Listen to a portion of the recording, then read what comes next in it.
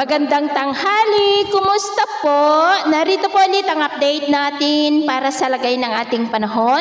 Ngayong tanghali po ng July 17, 2025. Sa ngayon po ay patuloy pa rin natin na binabantayan ang bagyong Krising na unti-unti na po na lumalakas at taglay na ang lakas ng hangin na umaabot po sa 55 kilometers per hour at bugso na umaabot sa 70 kilometers per hour habang kumikilos na po bahagyang pataas pa-north-northwestward sa bilis na 25 kilometers per hour. At bukas po ng hapon, posibleng nandyan na sa silangan ng Cagayan at hindi pa rin inaalis ang posibilidad na mag-landfall dyan sa northeast ng Cagayan o sa mga isla ng extreme northern Luzon bukas na magdudulot ng mas malalakas na buhos ng ulan na may mga pagbugso rin po ng hangin. At maliban sa bagyo, ay nagpapaulan na rin ang habagat sa ilang bahagi ng Ilocos Region, Central Luzon, Metro Manila, Southern Luzon, maging po dyan sa may Visayas at Western section ng Mindanao. Sa kasalukuyan,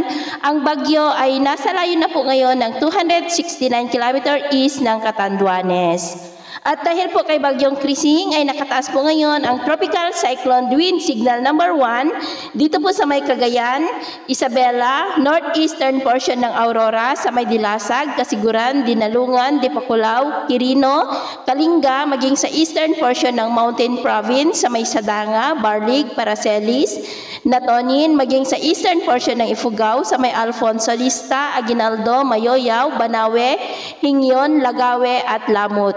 Signal number 1 rin sa northeastern portion ng Nueva Vizcaya, sa may Kasibu, Quezon, Bagabag, Jadi at maging po dyan sa may Apayao.